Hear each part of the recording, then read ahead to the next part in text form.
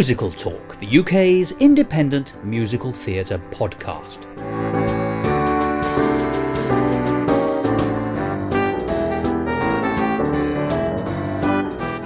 Hello and welcome to Musical Talk. I'm the artist not formerly known as Prince. However, I am the artist not formerly known as not being Prince. Or better yet, I am the artist known as Thos. Write that down if it's going to make that easier for you to understand. Well, I may not be Prince, and I may not be the artist formerly known as Prince, but we are today going to be talking about a musical that involves a prince. And in the original production, that prince was played by Montgomery Clift, the well-known American heartthrob actor, although that was later in his career when he went into films. Because today we're going to be talking about Cole Porter's Jubilee, having its European premiere in London, in Chiswick, at this moment.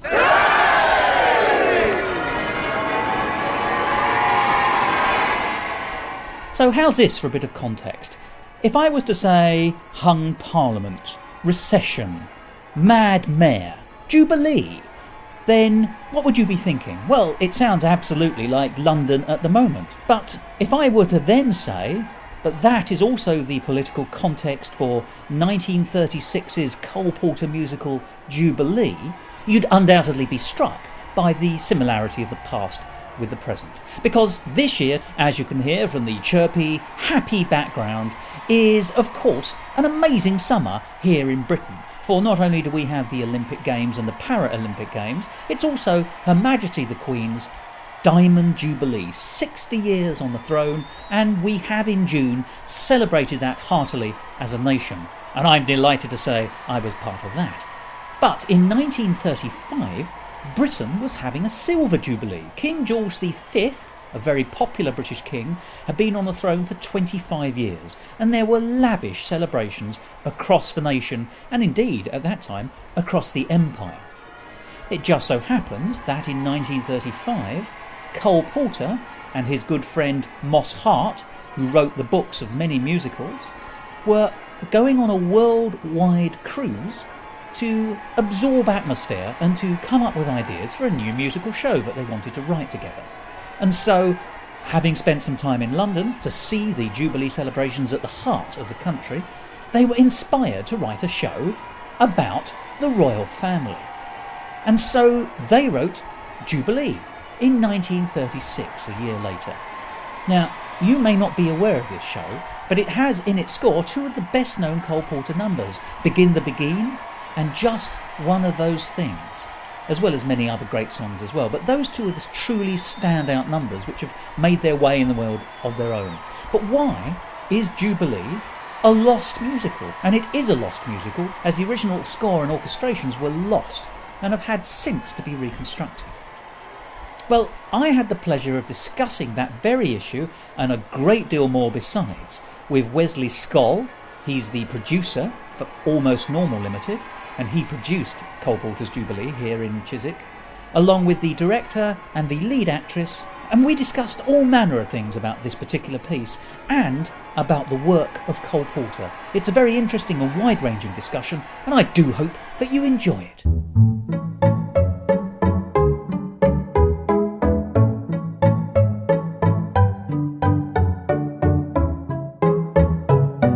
Musical Talk. I'm Wesley, and I run Almost Normal Limited, which is a events and theatre production company. Started in April last year. I'm Julia Hillman, and I directed Jubilee. I'm Amy Cook-Hodgson, and I'm a musical theatre performer, and in this production I'm playing the Queen. Right, now what I'd like to tackle first is the show Jubilee. Obviously, I can sort of see why you were thinking well, this year would be a good year for Jubilee, but it's a Cole Porter show, it's from the 1930s, it's got a fantastic score. Why doesn't everyone know it? It was a show that was never passed over for normal release in the US, so it was always handled by the agents for Cole Porter. So because of that, there was a single copy which used to get sent back to the offices, and in the 1940s it never got sent back to the offices, so it was effectively lost.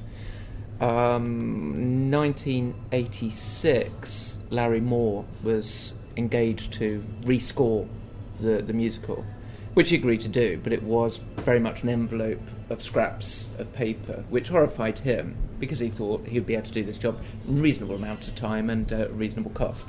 It ended up costing him money to rescore it, and actually some people have noticed in listening to the music that there are elements of 1980s musical in the show. It's only minor, it still has that classic Cole Porter sound, but there are touches of 1980s. So that's probably the main reason why people don't know it. Fortunately, there were two songs, Begin the Beguine and Just One of Those Things, that were almost immediately started to be recorded by other artists. So those have remained in the popular canon of Cole Porter. It's just that there's a whole raft of other music, which is probably just as good, in some ways some of it's better, but just never caught the public imagination in the same way. That's really interesting about its history, because as you say, it's got these fantastic songs in it, which people do know, but they don't necessarily know where they've come from. So there's a lost musical, which has sort of come back into life in the last 20, 30 years. How did you then get invited to come and direct? And what do you think when someone says, come and direct this show that no one's really seen for 70 odd years? Yes, well, yeah, I was actually not the original director, in fact. Someone else was the original director, and for all sorts of reasons he ended up not being able to do it. And so Wesley phoned me and said, would I like to do it? And I said yes before I read it. Oh, really? However, I would not have said no even once I'd read it, because it's fascinating. You don't very often get to see a musical that's undoctored, if you like, because obviously things like Anything Goes, all the old things like Me and My Girl, they've all been dealt with by some clever person. They're revamped versions, aren't they? So what you see is the modern version. This is pretty much as it came off the stage in 1936. So not the orchestrations, but we're talking about the actual script now. Yes. Oh, right. Yes. Interesting. So it's, and we looked at it. I read it. It's very long. We cut loads. We had to cut lots of it. We've cut sort of a couple of actual whole scenes, because it would have run over 4 hours. Oh, crikey! If you'd left in all the music and all the dialogue, it would have run over 4 hours. I think only Fitzgerald's allowed to do that. Yeah. So yeah, but what I did decide to do pretty quickly was to leave in all the old 1930s references. The Elsa Maxwell yes, character. Yes. Does it take, and forgive me if I'm wrong, it takes some of the big names. That's right. And twists them ever so slightly into characters who are highly recognisable if you were there at the time. Yes. Which raises an interesting question then. How do you portray that? Well, the only one that's probably really still recognisable is the Noel Coward character, which is Eric Dare. And he actually, because everybody knew Noel Coward so well, I think he still is recognisable. But then Johnny Weissmuller, the Mowgli... Yes. Although I sort of think Yeah. even young people would know Noel Coward, whereas I'm not sure how many young people would know the old Tarzan now, because there have been other Tarzans. Yeah. But there are lots, throughout the show, there are lots of other references. There's one song that's almost entirely 1936 references. So, in fact, in the programme, we ended up writing a glossary of references. So there's like 3 columns of 1930s references: who they were, what they did, why they were famous. And what is this song? There's one Picture of Me Without Picture of Me Without You is completely full of references, but and even Good Morning Miss Standing is Good Morning Miss Standing, loads of them. Yeah. So we decided to leave all of those in, because we either had to completely modernise it or treat it as a total period piece, and we basically had 3 weeks. So so we left it as period. I think there's also the odd reference which people will understand, which then sets up the rest of the analogies that are being made. For instance, in A Picture of Me Without You, it talks about Henry Ford without a motor car. And as soon as you've got that image, you understand what the rest of the song is about. So even though you may not know the references, names, it's still kind of, I understand the purpose of the song. And the music is beautiful, so it takes you on. And I think actually for Julia, I remember the first time I spoke to Julia, that Julia was excited about doing Cole Porter that she didn't know. because that's how often do you come across a big name and a large amount of work which people won't have heard. And I have actually done a lot of Cole Porter over the years. I've done Oh Mr. Porter, I've done Cole, both Cole Porter Very reviews, of course, yeah. And I've directed a couple of Cole Porter shows, so I know a lot of Cole Porter. And listening to Cole Porter's songs, which are clearly his by idiom, if you like, but you don't know them. But not from experience. Yeah, you just don't know them. It's really Why quite Shouldn't exciting. I is in the score, isn't it? That's right. Which is a beautiful song, and one of the others I think that has sort of escaped, but not necessarily widely. Yeah, and a few people. I do know someone who knew it, but most people don't. And Me and Marie is one of those songs that is sort of on the music hall scene is vaguely familiar, even if you don't know it, you certainly recognise it. It sounds like Me and Jane in a Plane, doesn't it? That's it's got right, that kind of and sounds a little bit like I Do Like to Be Beside the Seaside or Daisy Bell. It's really got that. Yes. Well, it's got the bicycle made for two little bit of it, hasn't it? Sort of thing. Yeah. And I will come back, but I'd like to bring you into the conversation. Are you playing one of the celebrity characters? Well, I guess so. Yeah, Queen Mary, who was married to the king at the time. Yes, so I'm playing really the trousers behind the throne. But is it based on the British royal family of the time?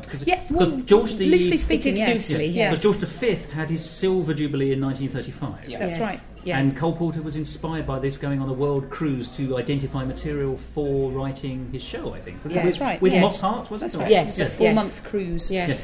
Nice. Yes, I'm going on a 4-month cruise just to write a play. In the middle of the Depression. So. Yes, but Cole Porter had a few bob, I think.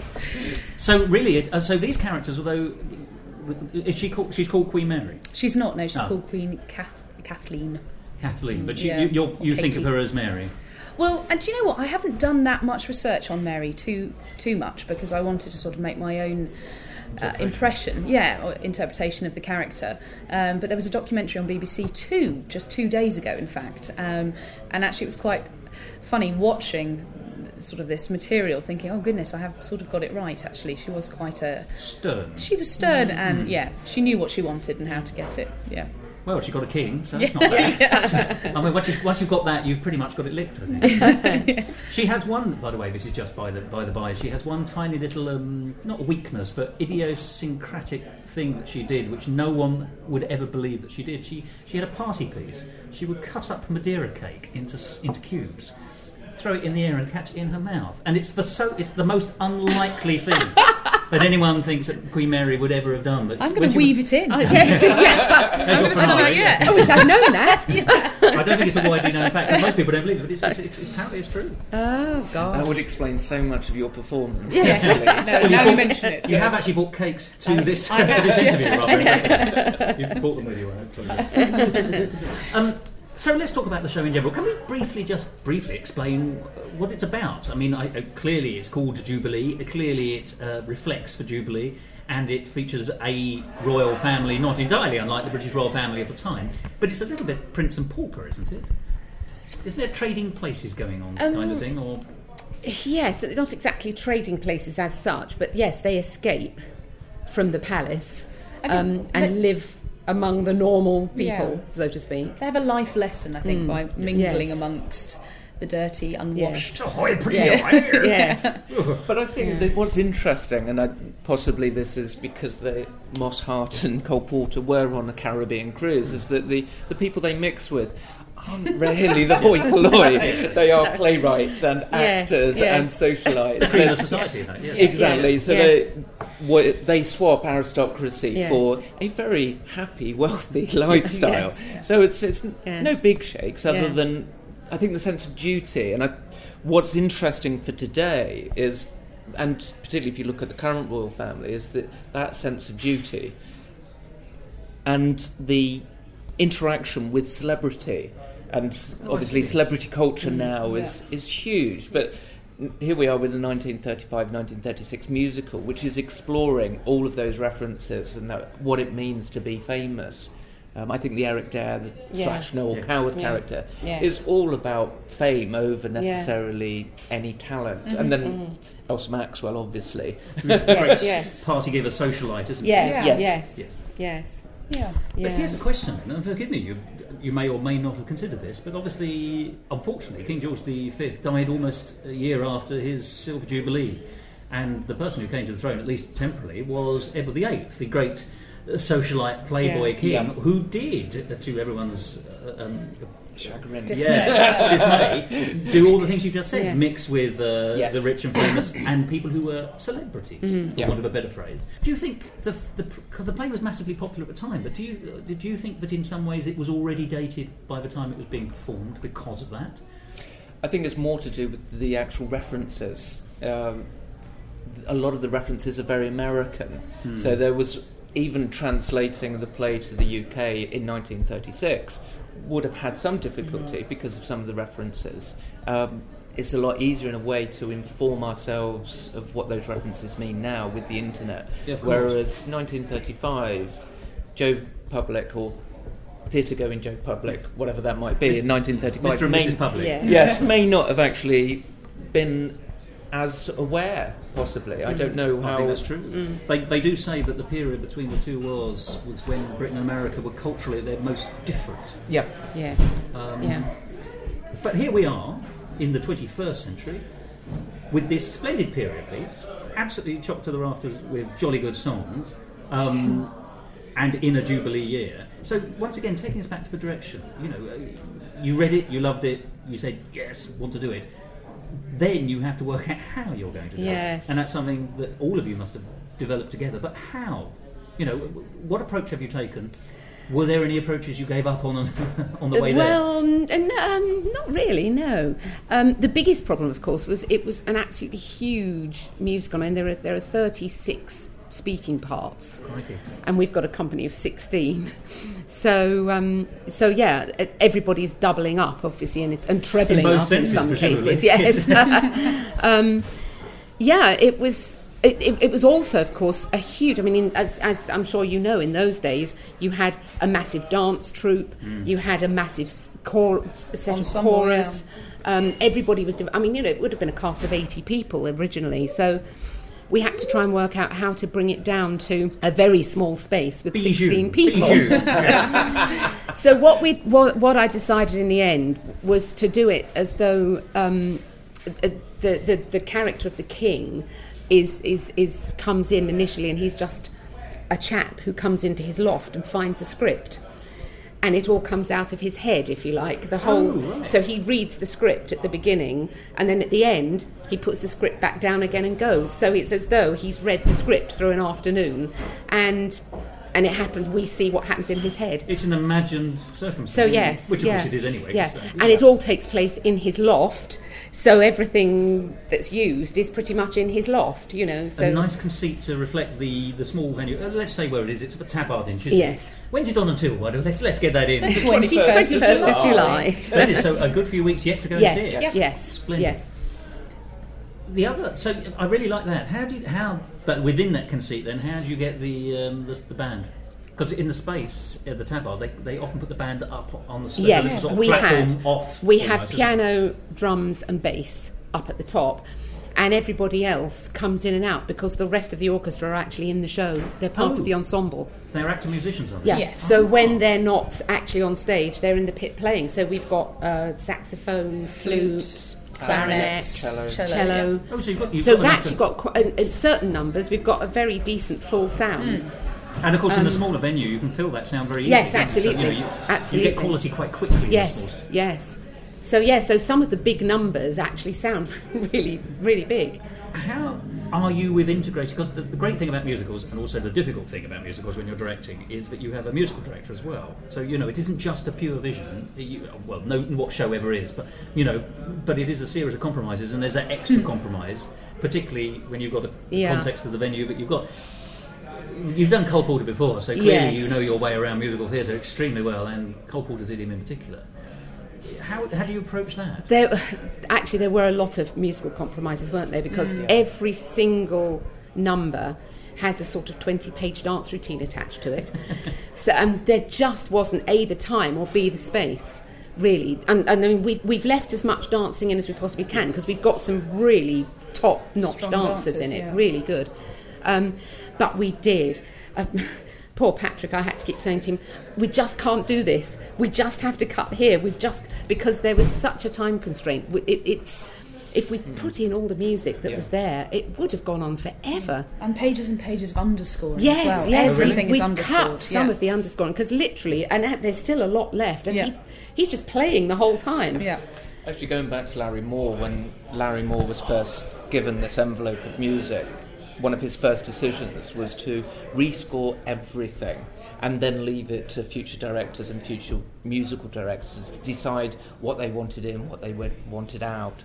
And to the extent that some of the songs that were originally dropped from the original production actually have come back in. Oh, right, so it is a comprehensive book and score that's now available. Exactly. And you cut and mix and match. Yes, so one of the songs we chose to do, There's Nothing Like Swimming, was never in the original production. It was written for Which the show. Which is such a shame, because it's terribly funny. I'm very, very grateful it's back in. That's one of my numbers, which is an absolute joy, yeah. But actually that is a song that could so easily be in the regular canon, because it's classic Cole Porter. It's a little bit naughty, it's funny, it's witty. It's fabulous. So given that the size of book, it's a big job to cut it down, but there is an element of feeling, we can make something different, and it means our show is going to be very different from any other production. Yes, completely. So, were there any songs that you actually chose not to do? There was one, Six Little Wives. Oh, hello. Which is actually the lead into the beach scene at Rockwell. And the whole scene is just a song. And, well, we didn't have Six Little Wives for a start. It's a casting two and a decision. half. So we decided that we just didn't need it. So that went all together. And also Sunday morning breakfast time. Sunday morning breakfast went as well. Yes. Because that's when they get sent off to the small palace to be looked after because of the rebels. And the entire song is about what they have for breakfast and bringing it in. So, doing it themselves, you mean? They were certainly being served. They were being served by several footmen, and they had 12, isn't it? Yeah. So it was, But there's porridge, there's eggs, there's goodness knows what food, all of which they're serving and they're eating while sing. They're real props. It would have been had we done it. Oh, I see. Yes, of course, yeah. But we've cut it. Partly for prop reasons. That's interesting. So, and it didn't really add anything, to be honest. Because everything that happens is there already, so it was okay. It was egg in the pudding in a way. Yes, it was. For breakfast. Yeah. Yes, and I think there's several songs where we've trimmed an odd verse. Yes. Particularly a picture of me without you, because there's so many references that people aren't necessarily going to know. We did 2 of the 3, one for each of them, and the dance. Which is ample, it's fine. Yeah. And there's a huge dance attached to just one of those things. Yes. Which we've actually taken out because it's very near the end of the show, and by that time there's been so much dancing. Everything's wrapped up. You're speeding towards the finale. Yes. So we decided that didn't need 20 pages of dance routine, so we cut that. We cut a bit of Mr. and Mrs. Smith as well. Yes, we did, because that had a very long verse. Yeah, before we got to anything that which sounded also jolly. sounded very strange. Yes, it was very monotone. And that's funny. That's one of the things that I always wondered whether somebody else maybe had a go at that, because it just didn't sound like Cole Porter. No. It didn't actually sound like anything, to be honest. It's a very odd song, though, isn't it? Isn't it the one where they become rich, become popular, then they lose their money again, and sort of basically are shunned by society? Is that right? Is that he's known as a son of a bitch? Is that? No. Oh, right. No. They never actually lose their money. No. In which case, my apologies. No.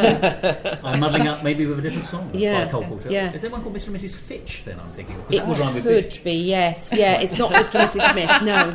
My apologies. No. There is some song which is more or less along the lines I've just described, but clearly not that one. Yes, no. As a performer, then, Yes. what songs do you get to sing, and do you have a favourite? Your Majesty. Yeah, well, thank you very much. I don't actually get to sing that much, bizarrely. It's probably the least amount of singing I've ever done in a musical, but I do get I think possibly the best song in the entire show, which is Swimming, we were just talking about, which is the Queen, having arrived at the swimming pool, sings a little ditty about her swimming lessons along with some boys. Are they all wearing Edwardian swimming costume, by the way? Are we going for that model? Close-ish, yeah. Mm-hmm. Yeah, tight shorts and a vest. Yeah. A contemporary version, yeah. And it's a tap routine, and I do How? Tap shoes with a swimming costume. Yeah. It's a look. Yes, it is a look. It's possibly not my best look, but it is a look.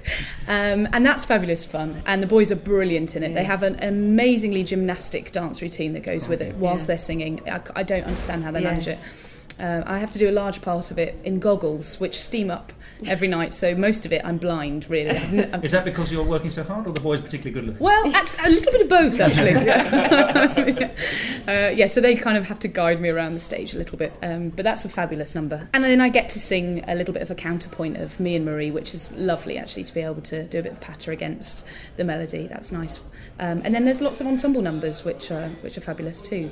So I'm very lucky, actually. I get lots of comedy lines, which I'm very grateful for, and get to be part of some great large cast scenes. So it's a good part to play. It's interesting actually because the Queen is actually the show. It's all centres around the Queen and the She's the dynamic, cast. is she, in a way? Yeah, and the original cast, it was a vehicle for, I can't remember the original actress who played the Queen. Yeah. But you don't get huge songs. No. I think some of the biggest, certainly the famous songs are Karen O'Kane's.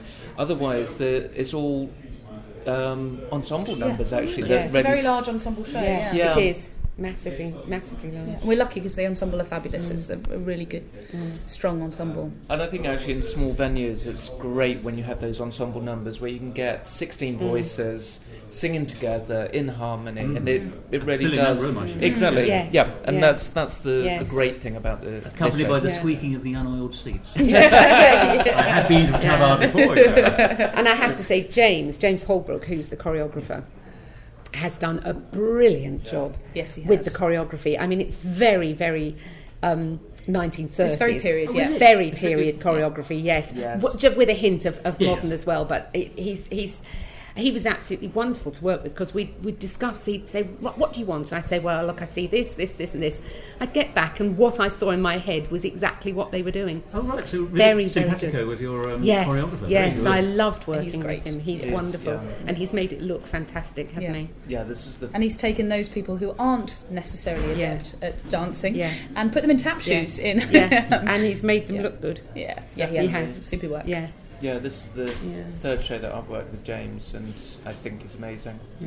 And he's only 22 or 22, I think. 23. Yes, he's very young. Yeah. Irritating. I know. But I That won't hope last. I hope you'll see his name in lights in the future because he's very talented lad.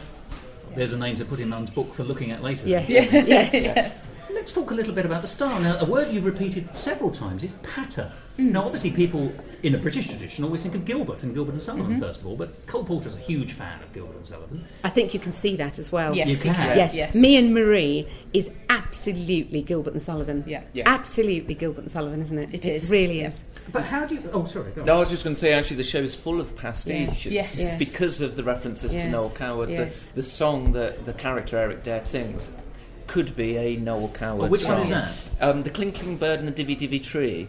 There's a rare recording of Cole Porter himself. Yes, right, exactly. We yes. actually have that recording playing at the start really? of the show as the audience walk in, yes. And because that's Mad Dog's an Englishman Yes. in feel. Yes. So yeah, the whole thing is full of references to other people. Taking us back to the patter thing, and that's another... but that's... I mean, Noel Coward has a similar... I mean, Yes. you know, there's a kind of sort of singing typewriter concept going on. As performers and as a director, people, you know, with Gilbert and Sullivan, it's diction. Is that also the same with Cole Porter, or is there a slightly higher level of harmony and melody? Yeah, I would say the melody was a little more sophisticated, but I think diction is outrageously important. Yes. And it's very outrageously. fast. That's Outrageously. a stern adjective, if I may say. It is. Well, what's the point if you can't hear it? No, absolutely. The yes. song is dead without comprehension, isn't Yeah. it? So yeah, we have to work really hard because it's fast, and if you're dancing at the same time, Yes. Yes. that Which you makes don't it- have to do so much of a GNS. You know, Yes. the man singing the patter, normally a man, is Yes. normally up the front while the rest of the chorus are going, what, never? Or what, Yes, exactly, yes. So that's very interesting. But you can see that history as you perform and direct. So, you know, I'm asking, I suppose, really, you know, you said you could see he was a fan. Definitely. Yes. But where he's different, where is Cole Porter? Well, let's talk about the idiom of Cole Porter. These songs that we don't necessarily all know, that clearly sound like Cole Porter songs. Which is the most Cole Porter-y song you can think of from the score, and why? I'm genuinely interested to know what are the Cole Porter hooks, and I'm asking you particularly as someone who's done a lot of. He's got a lot of CP. He's got very much two styles, because I think he writes very English and Gilbert and Sullivan, the Pattery style, which is, but also some of his ballads. Right. Yeah. I think so. Well, I think what's it? Princess's ballad. Oh yes. Why shouldn't I? Why shouldn't I? Yeah. That's actually not to me doesn't feel American. That's got a very English feel to it. And then talent for music almost. Yes, exactly. That's Coward, very in fact, Noel yes. Cowardly. Whereas he's then got the second section, which is his real jazz, Blues, standard blues the stuff. American songbooks. And there's almost style. nothing in the middle. Yeah. There's almost nothing in the middle. He's absolutely English and Gilbert and Sullivan, or he's very jazz and blues. And the two don't very often seem to cross over. There's nothing in this show that crosses over, certainly. Is that one of the Between secrets the of two. his success then? Is that because, and I'm going to be, it sounds, these are generalisations in the worst possible sense, but you've got the clever lyrics, which bring in the people who wish to be entertained at an intellectual level as well as the spectacle, and then you've got the full thumping dance and sing and emotional stuff, which is a bit more, shall we say, Broadway jazzy, and therefore you've got two different sort of audience clientele at once, pretty much covering him, well, to a degree, covering a theatre-going audience, or certainly was a few years ago. Is that, or am I just being simplistic? I am prepared to accept that I'm being simplistic. Actually, sometimes I think that's why audiences aren't so keen on Cole Porter now, because actually he comes out as having several different styles in one show. You really don't think... I think modern audiences like Wicked, for example, where everything pretty much sounds exactly the same. But it's all very much in the same style. Now, I'm not saying there's anything wrong with that, but it's very much you know what you're going one to style. get. You know exactly what you you're going to get. can't use the word eclectic for Wicked when you can for Cole Porter. Yes. Yes. Right, I'm going to think about that. I'm enjoying that. Interestingly enough, we were at West End Live on Sunday, just handing out flyers and meeting the public, and the response we got from the middle-aged and plus members of the public was fascinating and really encouraging, because there's clearly a group of people out there, theatre-going public, who are desperate to see something of the Cole Porter style. And people were literally coming over and begging us for flyers and wanted to talk to us about it and wanted to know more. And I think it's something that's missing from sort of today's musical theatre lineup, which I know is why lots of old musicals are making revivals at the moment. But we have got so used to listening to sort of pop rock scores that actually the contemporary audience, my age and younger, don't really know what to do when they hear a score like Cole Porter's.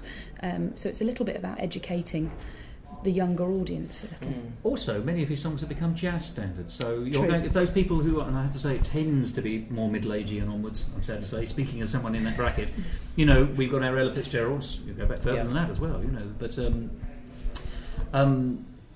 so you get to know your Cole Porter standards at least as you grow up and take it further, and then you can't see them in London unless you're prepared to go and see Anything Goes, which is one they always show. Yeah. I think there's also the context But then you of see, seeing I was going to say, Anything Goes has suddenly, at the beginning of Act 2, you get the Gilbert and Sullivan number. You're the top. No, at the beginning of Act 2. What's the one? Tonight there's going to be some Farno. Public Enemy number 1, that's it. Public Enemy number 1 is classic Gilbert and Sullivan. Well, you can hear it in the consonants. Public Enemy number 1. And it's even in 6/8. Yeah. Sullivan will be proud. Yeah. but so everything in Anything Goes is very jazzy, very musical theatre, really. Yeah. And then suddenly there it is. This bumpity, the Gilbert and Sullivan. Yes. No, that's once again that's interesting, because I think of Blow Gabriel Blow, which of course is much more of a spiritual. Gospel, every musical has to. Yes. Sorry, that's what I meant. A gospel. Sorry, Yes. every musical has to have a gospel, pretty much. Does Jubilee have a gospel? No. Really? No, I like the way you sort of solidified into that answer between the three of you. That's really good. I'm trying to think whether there's any element at all in anything, and I don't unless we've cut it. No, I don't think there is. Six Little Wives, that'll be. I'll tell you what there is, which I think is really fascinating, is that there's, I think, an early attempt at a rap song. Nice. Oh, Yes. gosh, yes. Yes. Because so there's a number called Good Morning Miss Standing, Yes. which is effectively very 1930s rap, and it's Yeah. hilarious. Explain. It's Because spoken- Miss Standing is the Elsa Maxwell character. That's Yes. right. Yeah. So she has Yes. 6 secretaries who talk her through her daily I'm diary. seeing 6 come up quite a lot, by the way. Yeah. Oh, gosh, Yeah. Good point. Yes. And so they sing through her daily sort of diary, only it's spoken. It really is. Isn't Yeah. it? It is, And yeah. is there there's a musical underscore? Or? It's, gosh, yeah. yes. Good Yes, morning, Miss definitely a number. Standing. Da, da, da, da, Oh, it da. really is. It is genuinely early rap. That also sounds very un-30s, doesn't it? I mean, that's a much more 50s thing, I would have thought. Not the rap, but that kind of... Yes. If you Yes. like, the spoken and here... Well, it's almost the, the chorus singing and here she is, Judy Yes. Garland kind Yes. of stuff. Yeah. Musical talk. Oh, crikey, this is fascinating. Just, Yeah. to explore why these songs are different and unusual. But let's talk about the plums then briefly, because I think we have to. Begin the Beguine, a million seller. Yes. In an instrumental version, of course. Yeah. Artie Shaw. Yeah. But it has a fantastic lyric, much spoofed as well. Yes. There's I a song think- called Stop the Beguine. I don't know if you've ever come Yeah. across it. Yes.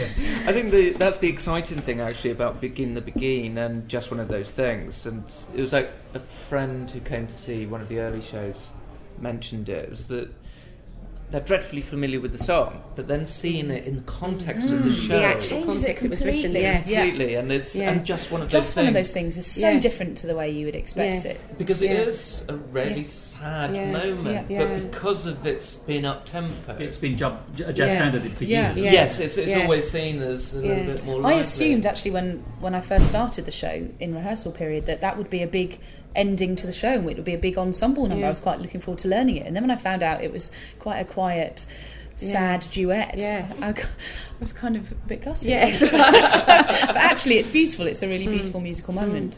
That's interesting because I don't know if you know this, because that just says to me that sometimes people don't know what they've got, and vice versa.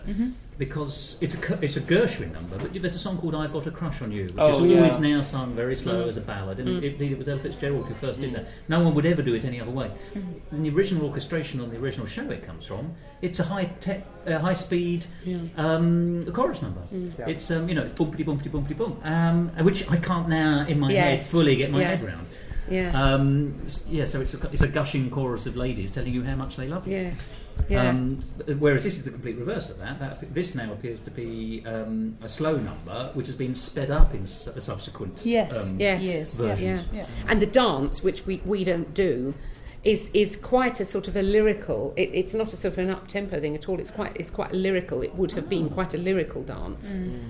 So Begin the Beguine is pretty much as you would expect, because it is a dance. It's a dance, and so that's sounds pretty much the same Although as it. we've added our little yeah, twist. we've got a twist Yeah. to it. It's Not the it's twist. No. It's a burlesque number. Oh, hello. Yeah. Once Yes. again. Yes. Yes, we're very lucky. We've got a very talented burlesque performer who's playing that role. So she gets her fans out. Yeah. Your Honour. But that is, of course, burlesque actually, of course, is absolutely right for the period. Yeah. Oh, So yeah. although in the original show it wasn't a burlesque number, actually it's perfectly valid Yeah. to do it that way, because burlesque was a Yeah. really big thing in Right up you until know. the Second World War, really. Yeah, in yeah. America, I think. Well, It's not so yeah. big in this country, was it? It was- No, Yeah. it was very much We still more had American. Yeah. our musical and, Yes. and Yes, yes. variety. And the Lord Chamberlain to stop Indeed, anything yeah. too bad. Well, that was the interesting thing for me actually early on, was that there's the Elsa Maxwell, who is Ava Standing. You've got Charles Rorsmiller, who's Johnny Weissmuller, Eric Dare, Noel Coward, and then you've got Karen O'Kane.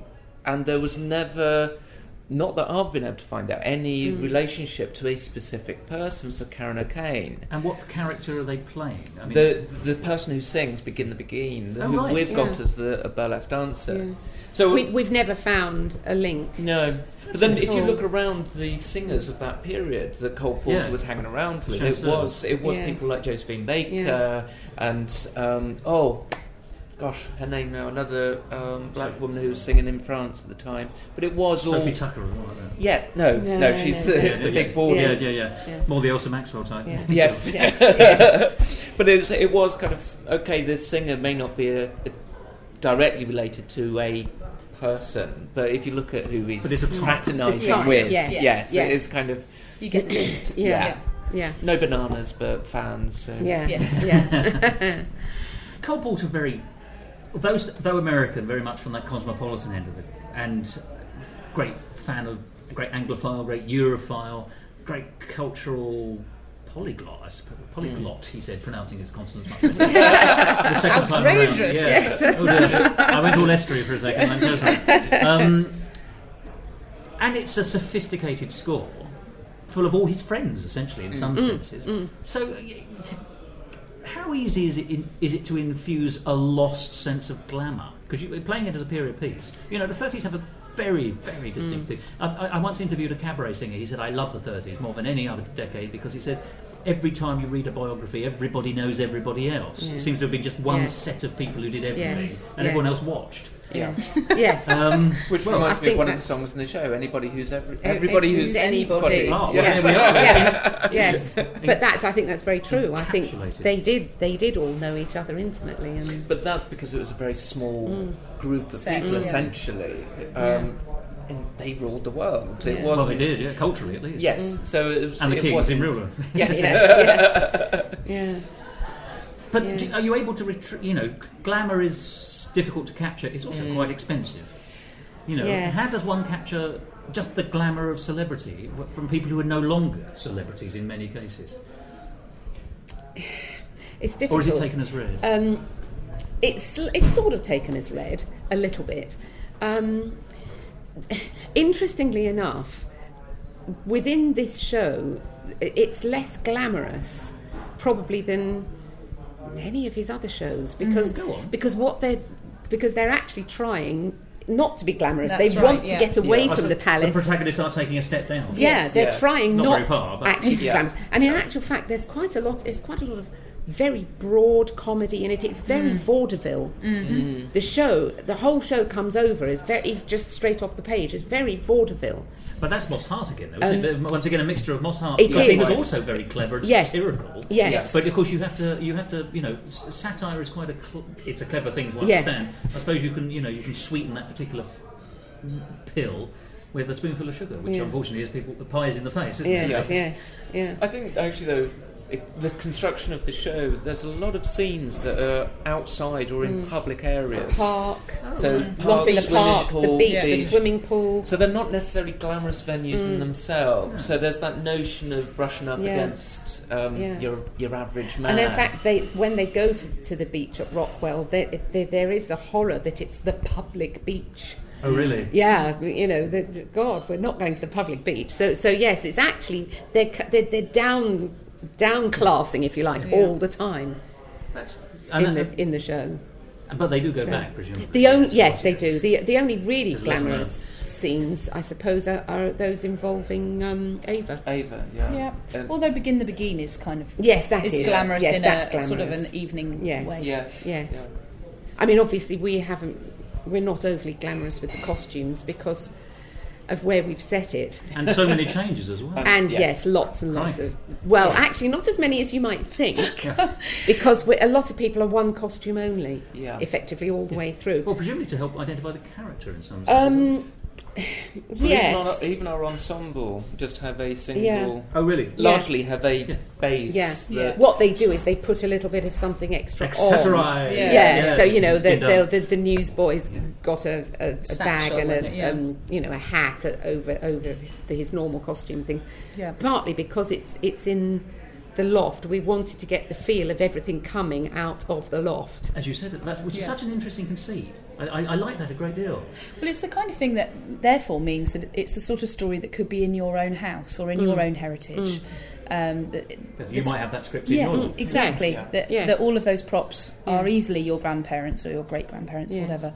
And that if you were to go upstairs into your attic, you could have your own adventure with the sorts of things that you find in that loft and the costumes and things. So it kind of, I think, it makes you feel like you're a lot closer to the action than perhaps if we'd have dressed the set with a lot of sequins and very expensive costumes. Yeah. It's a connecting framework, isn't it? And a genuinely connecting one. It's not just I can jump on here. You this could happen to almost Hopefully anyone. it takes the audience along with it on the journey, and everybody feels they've been somewhere at the end when he leaves the loft, hopefully. And the fact that it's in a small venue, you're immediately in that loft environment, the baggage of years past, as it were. Which is, in a way, what the show is now. Yeah, exactly. It is the baggage of the years Yes. past.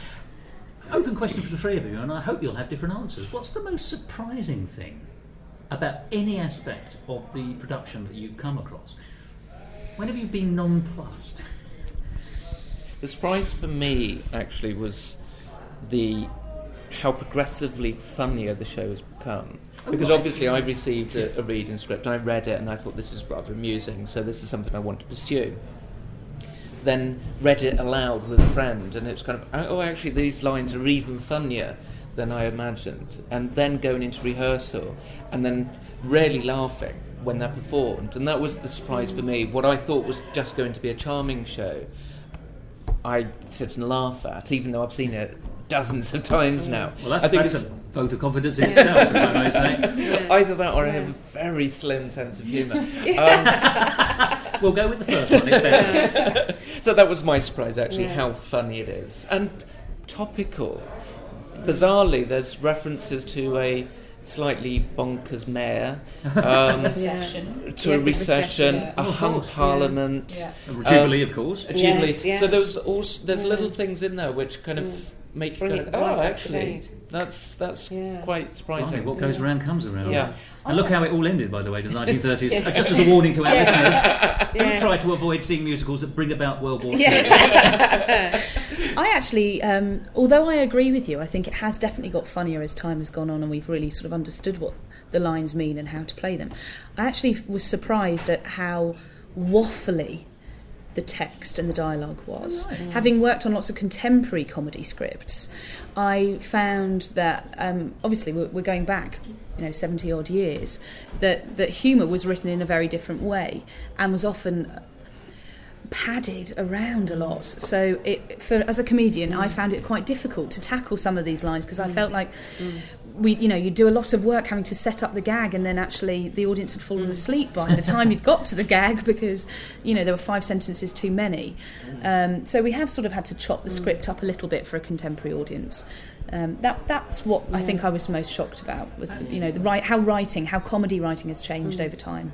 Is that because you have to signpost a joke coming up, do you think? I think so. Possibly people were Actually, in some cases, signpost it several times. Yes. Oh, really? Yeah. There were some things where we've gone with the actual line and a small lead up and cut about 3 lines leading up to that. Because it was enough. Just too much. But I think something I realised, not necessarily as a sort of a revelation, but I've come to think that the script we're using is possibly not actually the Broadway script. Oh, why is that? Because I think this is possibly the Boston tryout, if you like. Yes. The Philadelphia first. Yeah, the more I cut it and the more I think about what we have cut and how long it still runs. Because you did say something like 4 hours originally. Yeah, I just did it as written. I reckon. I think that some of the stuff which we have cut also probably got cut for Broadway. But I didn't realise that until actually we were virtually up and running and I was just seeing it again and again and again. I do think we've possibly got the tryout script and not the actual the thing that actually finished on Broadway. I mean, that in itself is fascinating because bearing in mind the history of the lost nature of the score as well, had they lost the performing script somewhere along, but this is the library version. And this is actually the original. Publisher's house. Yes. Yeah, I definitely think there is an element of that. Because there are some things that especially 1 or 2 of your lines, Amy, where I just think nobody ever said those. No. Nobody ever said them.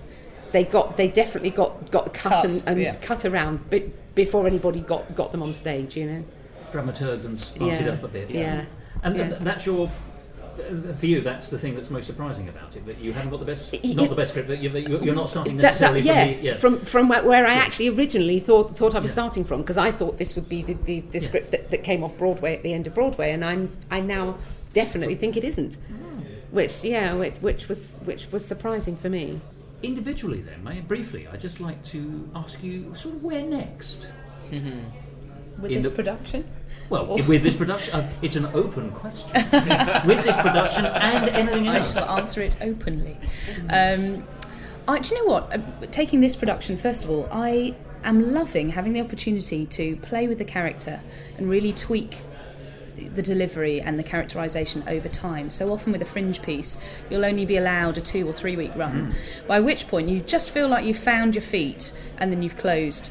But because we've got a 6 week run, I'm revelling in the opportunity to just deliver lines slightly differently, play with the timing a bit. So I'm hoping that by the end of the 6 weeks I really will have found who she was, and because nobody's ever played her before in Europe, it's such a privilege to be able to sort of be that first person to try it out. So that's what I'm doing currently. That's what's next immediately.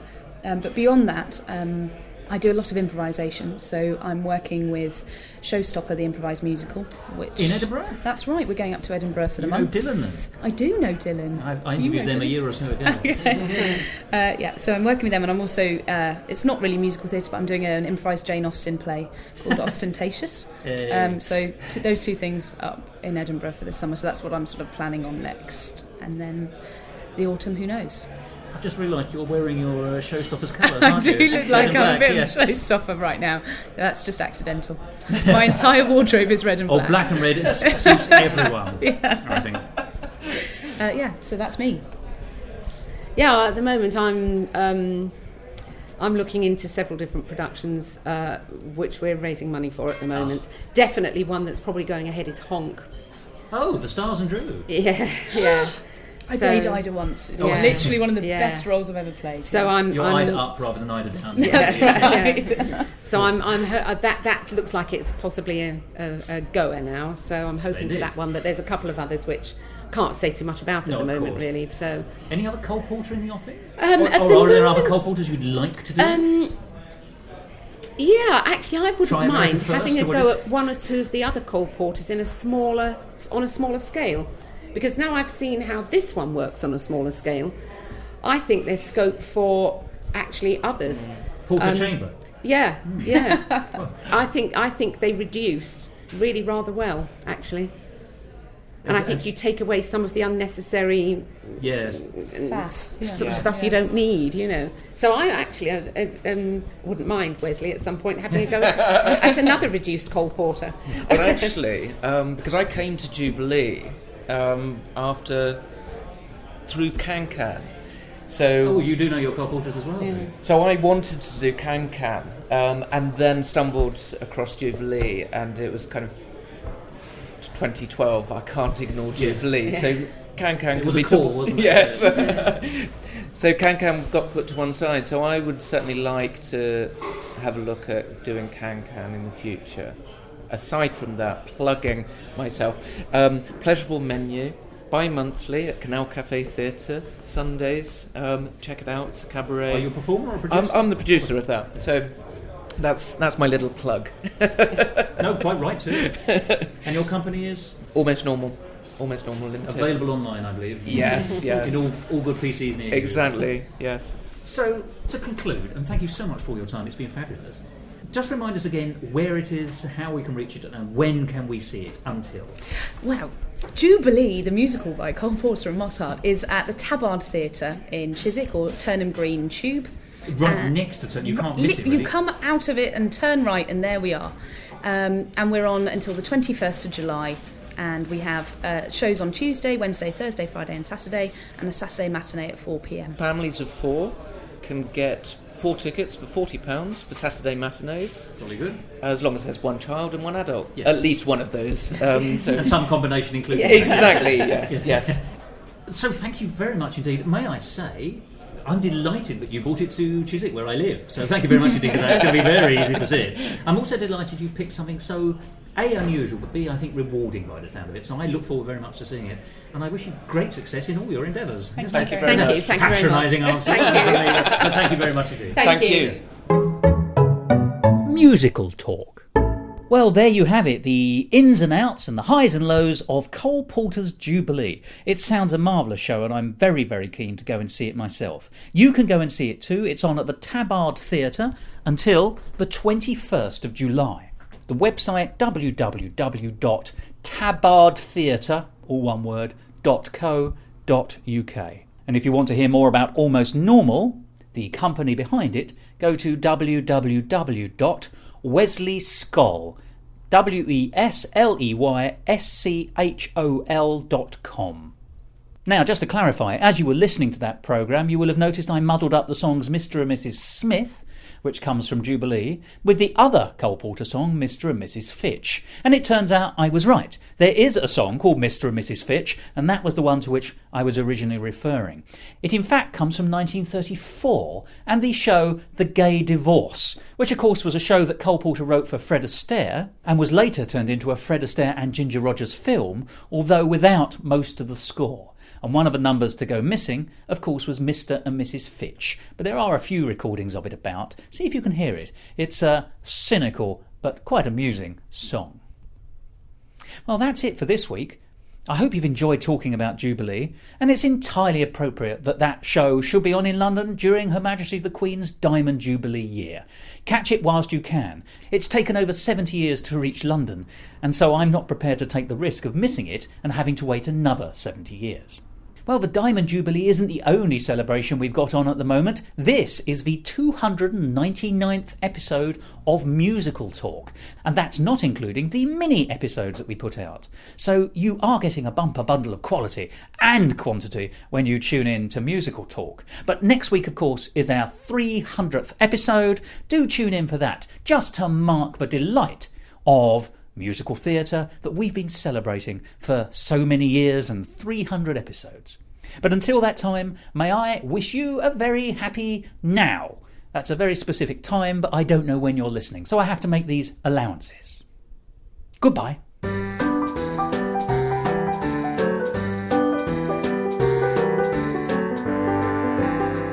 This episode of Musical Talk produced and edited by Thos Ribbits. And the music was by David Kingsmill. Copyright Musical Talk 2012.